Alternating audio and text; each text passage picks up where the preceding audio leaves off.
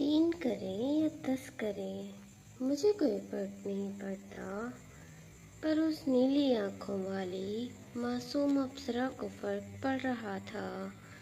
وہ خود نہیں جانتی تھی کہ وہ نواب عالیان سے عشق کرتے کرتے عشق کی انتہا پر چلی گئی تھی۔ اب وہ اپنے نواب صاحب کو کسی کے ساتھ نہیں بانٹ سکتی تھی۔ نوال، تم رسم کرو۔ جی پھپھو۔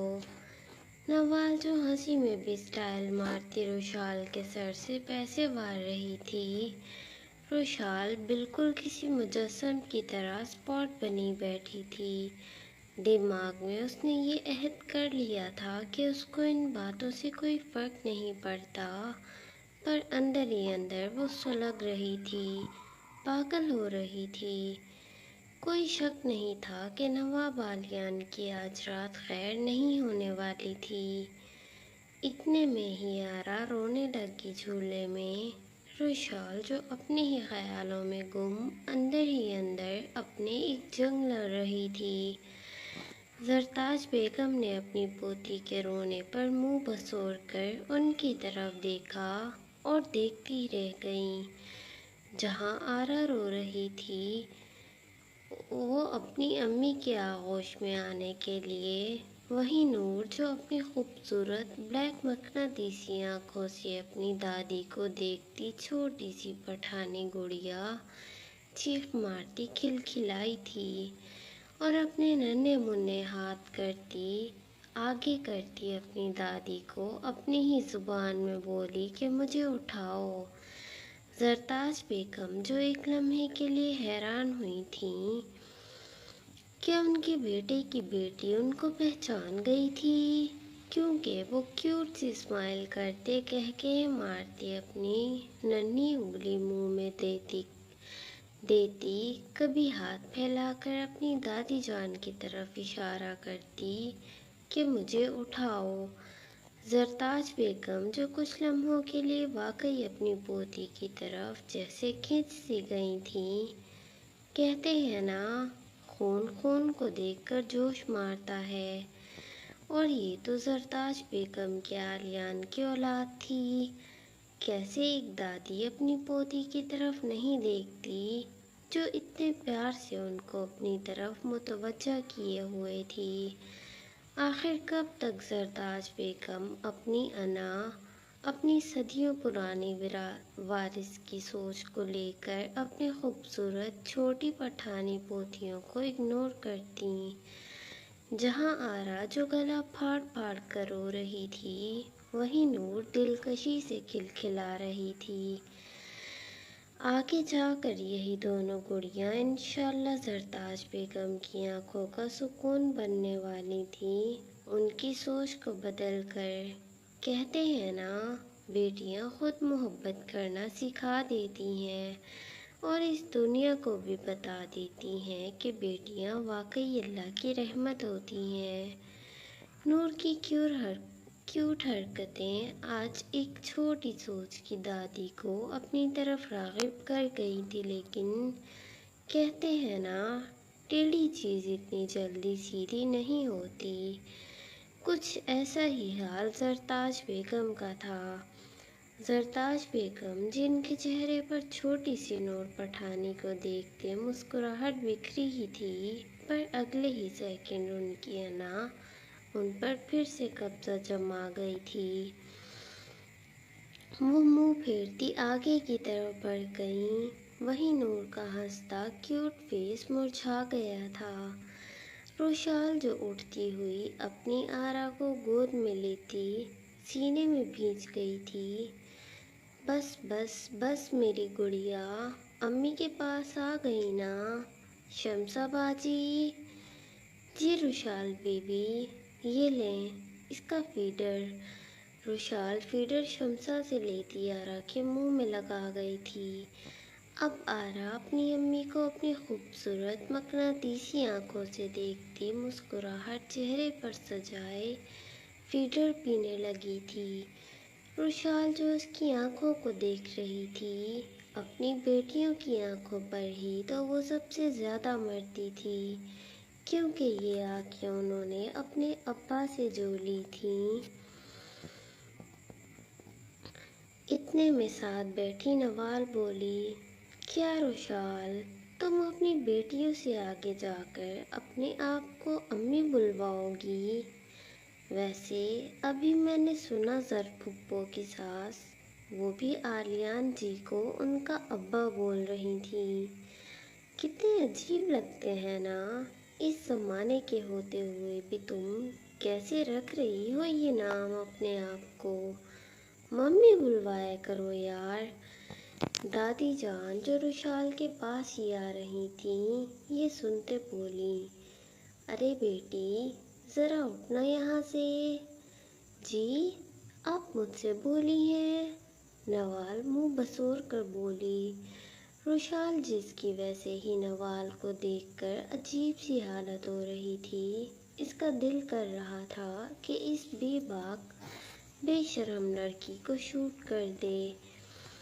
اوپر سے اس کا ہر بات میں بلا وجہ بولنا۔ روشال کو چپ رہا تھا۔ ہوتی کون تھی وہ بیچ میں فضول بولنے والی؟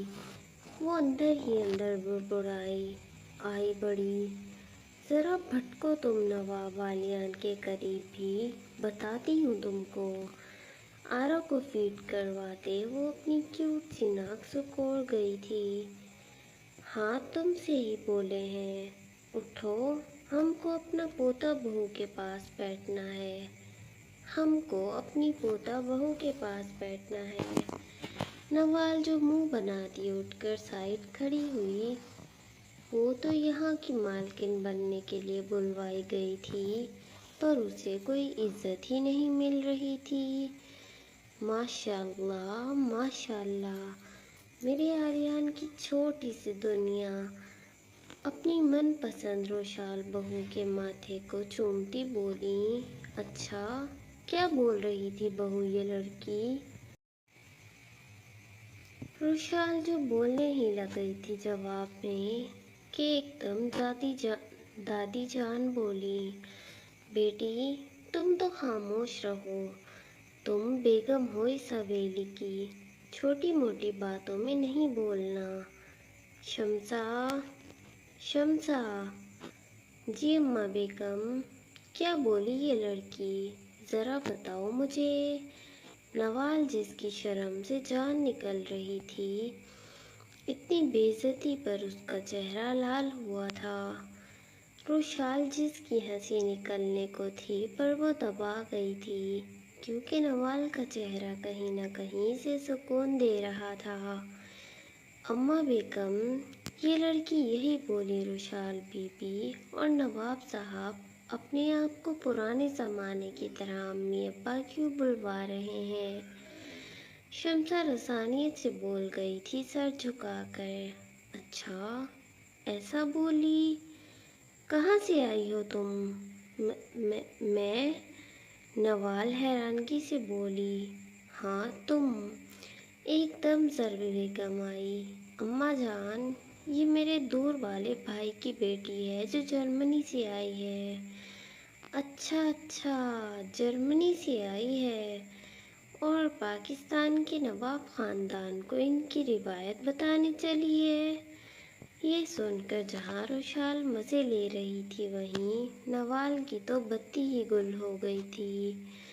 ارے بیٹی تم حیدرآباد کے نواب علیان علی خان کی خان حویلی میں کھڑی ہو، اور یہ جو لڑکی ہے نا یہ کوئی عام نہیں، نواب کی بیگم ہے، اور یہ بچیاں اس حویلی کی شہزادیاں ہیں۔ ہمارے خاندان کی صدیوں سے کچھ روایات چلی آ رہی ہیں، یہاں ہر ایک کو احترام سے پکارا جاتا ہے، جیسے اماں ابا بولنا یہاں کی روایت میں آتا ہے، ابا جان، امی جان۔ نواب خان آج کل کے مطابق نہیں چلتا، بے شک ہمارا علیان بہت ہی پڑھا لکھا ہے، امریکہ سے اپنی ڈگری کر کے آیا ہے، لیکن وہ ایک نواب ہے جس کو اپنی نسل بھی ہماری تہذیب اور روایت کے مطابق لے کر چلنی ہے۔ حضوری مطلب احتراماً بولنا ہمارے حسب و نسب میں آتا ہے۔ آج کل کے لقب نام سے ہمارا خاندان نہیں چلتا، کیونکہ اس شہر کے کرتا دھرتا ہم ہیں، اور یہاں وہی ہوتا ہے جو ایک نواب چاہتا ہے، اور ہم اپنے خاندان کی روایت میں تبدیلی کا حکم نہیں دیتے، اور ہم جانتے ہیں کہ ہمارے اعلیان اور ہماری یہ چھوٹی بہو کبھی ہمارے خاندان اور ورثے کو ختم نہیں ہونے دیں گے۔ کیوں روشال بہو؟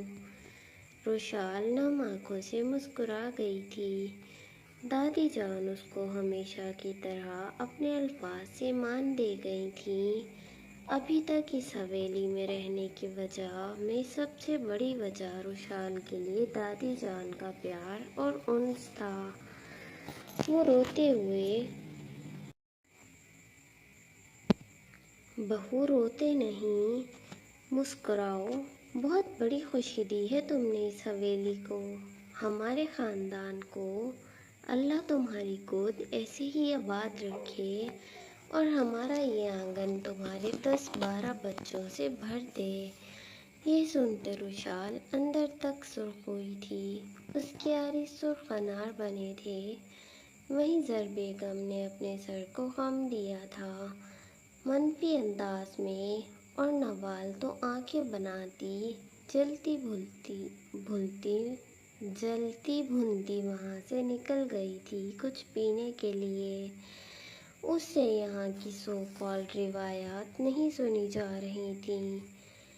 فنکشن ایسے ہی جاری تھا۔ ایک عورت نے پوچھا کہ خاندان کی اماں بیگم، اس رسم کے بعد لڑکی اپنے بچوں کے ساتھ میکے جاتی ہے یا اس کے فیملی والے آتے ہیں؟ کہاں ہیں آپ کی بہو روشال کے گھر والے؟ وہ آئے نہیں اپنی بیٹی کی خوشی میں؟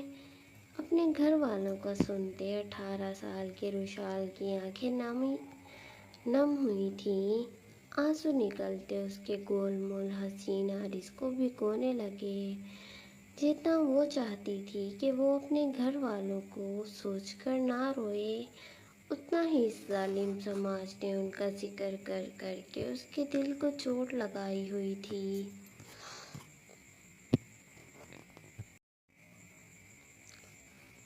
ایک ماں باپ کا گھر ہی تو ہوتا ہے جہاں ایک لڑکی جا کر اپنے دل کی بات رکھ سکتی ہے، اپنی آپ بیتی بتا سکتی ہے۔ لیکن بیچاری روشال کو تو شاید اپنے نصیب کی ماری تھی۔ اس کا باپ تو اس کا سودا کر کے شاید اس سے بے خبر ہی ہو گیا تھا۔ کاش امی آج آپ ہوتی اس دنیا میں، آپ کی بیٹی آج تنہا محسوس نہیں کر رہی ہوتی۔ دل ہی دل میں بولتی وہ سسک اٹھی تھی۔ دادی جان کچھ بولتی اس سے پہلے ہی سامنے بڑے سے ہال کے دروازے سے اندر آتی سکینہ کے ساتھ روشال کی بڑی بہن آسیہ پر روشال کی نگاہ پڑی تھی۔ روشال جو بے یقینی سے اپنی سب سے بڑی بہن کو، جو ابھی 24 کی ہی تھی، اپنی طرف آتا دیکھ رہی تھی، جو شکل صورت میں پیاری تھی پر روشال سے زیادہ نہیں۔ ایک دم اپنے دل پر ہاتھ رکھتی روشال جھولے سے اٹھ کر کھڑی ہوئی تھی، اس کا جسم کانپ رہا تھا۔ وہ ایک دم ٹوٹی ہوئی آواز میں بولی، آپا۔ آنسوؤں سے اس کی عارض اور گردن بھیگی ہوئی تھی۔ آنکھوں کو یقین نہیں آ رہا تھا کہ اس کی بہن اس کے گھر آئی تھی۔ کیسے؟ جب بیٹیوں کو بیچ دیا جاتا ہے تو کوئی ہی ماں باپ ان سے رابطہ رکھتے ہیں۔ آسیہ سب سے ملتی نم آنکھوں سے اپنی سب سے چھوٹی خوبصورت بہن کی طرف بڑھتے روشال سے بولتی اپنے سینے سے لگا گئی تھی۔ روشال جو سسکتی ہوئی اپنی بہن کی آغوش میں رو دی تھی۔ 1.5 سال کے بعد اس نے کوئی اپنا دیکھا تھا جو اس کا تھا، مطلب اس کا رشتہ، جو وہ علیان علی خان سے شادی کے بعد پیچھے چھوڑ آئی تھی۔ آپا، آپا، रुशाल रोती हुई पीछे हुई। आप यहाँ कैसे? बस रोश, मेरा बच्चा नहीं रो। देख तेरी आपा यहाँ तेरे सामने है। आसिया जो रुशाल का चेहरा पकड़ते उसको अपनी मौजूदगी का यकीन दिला रही थी। पर आपा, आप यहाँ कैसे? वो हैरानगी में थी कि उसकी बहन कैसे यहाँ आ गई। आसिया मुस्कुराकर बोली, हम खुद थोड़ी आए हैं। हमें नवाब साहब ने अपनी गाड़ी भेजकर ख़ास तौर पर फ़ोन करके तुम्हारा और तुम्हारी बच्चियों की खुशखबरी का बताकर बुलवाया है। ये सुनते रुशाल को तो ऐसे लगा जैसे ऐसी कोई चीज़ सुन ली हो जिसका वजूद मुमकिन ही नहीं था। उसको कभी लगा ही नहीं था कि वो कभी इस हवेली में रहते अपने गरीब बाप और बहनों से इस आलीशान हवेली में मिल सकती है। और सबसे बड़ी बात, नवाब आलियान ने उन्हें यहाँ बुलवाया था। रुशाल जो शौक की कैफियत में थी। सच्ची रुशाल, हमें नवाब साहब ने ही बुलवाया है और मैं अकेली नहीं आई। बाबा भी आए हैं तुमसे और तुम्हारी बच्चियों से मिलने, क्योंकि नवाब आलिया ने खासकर बाबा से कहा था कि वो हर हाल में आएंगे। अपने बाप का सुनते रुशाल फिर से रो दी थी। 17 साल की शादी करके आई थी। आज 18 की होने के साथ साथ वो दो बच्चों की माँ भी बन गई थी। और आज तकदीर ने उसके बाप को उसकी दहलीज पर भेजा था उससे मिलने, और ये सब काम उसके शौहर ने सरअंजाम दिया था। रुशाल अपने नवाब के इस एहसान पर पूरी शौक थी। वो हिल कर रह गई थी। दिल ने कहीं ना कहीं इकरार किया था कि उसके रब ने उसके नसीब में बहुत ही खूबसूरत मर्द लिखा था, लेकिन फिर साथ साथ उसका दिल असियत की इंतहा से गुजरा। जो वक्त उसने 9 महीने काटा था सुलगते जलते हुए और अपने इश्क की धुतकार पर। अभी नवाब आलियान ने बहुत बेरुखी सहनी थी अपनी 18 साल की खूबसूरत बीवी की। कुछ देर पहले ही खानदान की सबसे बड़ी बीजान आई थी, जो अम्मा बेगम के खानदान की थी। वो उम्र में अम्मा बेगम से बड़ी थी और रुतबे में भी। बीजान जो शिकारपुर हवेली से अभी अभी हैदराबाद पहुंची थी, अब वो अपनी खास मुलाजमा रेशमा के साथ खान हवेली के हॉल में थी। वो रुशाल को बहुत सारी दुआएं देती। अब अम्मा बेगम के पास बैठी रुशाल की दोनों बच्चियों पर से सदका वार रही थी। रेशमा, जाओ जाकर ये सब मुलाजमों में बांट दो। जी अम्मा हुजूर। रुशाल जो आसिया के पास बैठी थी, बीजान के पास नूर अब मचलते मचलते रोने लगी थी। रुशाल फौरन उठती बीजान की तरफ बढ़ी। दादी हुजूर, इसको भूख लगी है। हाँ हाँ, ले जाओ आलियान की दुल्हन। ये बोलती वो मुंह में पान चबाती नूर को रुशाल के हवाले कर गई थी। आरा जो अभी भी बीजान के पास थी। रुशाल बिलक कर रोती नूर को चुप करवाने में मसरूफ थी। बीजान ने कुछ ऐसा बोला कि सब उनकी तरफ देखने लगे। इस वक्त हॉल में खानदान के बहुत खास और अहम लोग ही मौजूद थे। माशाअल्लाह बेगम जान, तुम्हारे पोते की बेटियां बहुत ही खूबसूरत है। पूरी हमारे खानदान पर गई हैं। छोटी छोटी पठानियाँ। बीजान अम्मा बेगम को बेगम जान प्यार से बोलती हैं। जी जी माशाल्लाह। लेकिन बेटियां तो हो गईं। अल्लाह अब तुम्हारे पोते को बेटा भी दे जो उसकी नस्ल आगे लेकर चल सके। ये बात सुनते रुशाल ने नम आंखों से बीजान की तरफ देखा था। आज इस जश्न में आए कितने लोगों ने उसको बता दिया था कि वो एक लड़की की माँ बनी है, تو زیادہ خوش نہ ہو۔ کیا بیٹیاں پیدا کرنے والی ماں کی خوشیاں اتنی عارضی ہوتی ہیں؟ روشال یہ سوچتے نم آنکھوں سے اپنے ہی حال پر مسکرا دی تھی۔ اتنی سی عمر میں شاید اس نے اس دنیا کے ہر کڑوے سچ کو دیکھنا تھا، جینا تھا۔ افسوس، ہائے افسوس! نواب علیان، جو روشال کے بابا کو مردان خانے میں ایک سسر کی طرح عزت دیتے، بی جان کا سنتے ہال کی طرف ہی آ رہے تھے، لیکن ہال کے اندر آنے سے پہلے ہی وہ بی جان کے یہ الفاظ سن چکے تھے۔ اس وقت وہ راہداری میں کھڑے اپنے خوبرو نقوش کو تنے مٹھیاں بھیجے یہ الفاظ سن رہے تھے: ہو جائے گا اللہ کے حکم سے بی جان، ہونے بھی چاہیے بیگم جان، نسل بیٹوں سے چلتی ہے۔ روشال جو اندر ہی اندر ٹوٹی سی تھی، اوپر سے نور جو اپنی امی کا پیٹ کیے بنا نہیں رہ پاتی تھی، وہ اور زیادہ رونے لگی۔ آخر روشال اپنی بیٹی کی بھوک کو مٹانے کے لیے ان باتوں کو نظر انداز کرتی ہال سے نکلتی نیچے ہی موجود گیسٹ روم کی طرف بڑھ گئی تھی۔ نواب علیان کا چہرہ سرخ پڑا تھا ضبط کے مارے۔ اگلی بی جان کی بات سن کر ان کے گلے میں گلٹی سی ابھر کر معدوم ہوئی تھی۔ وہ اپنی آنکھیں میچتے لمبے لمبے سانس لینے لگے تھے۔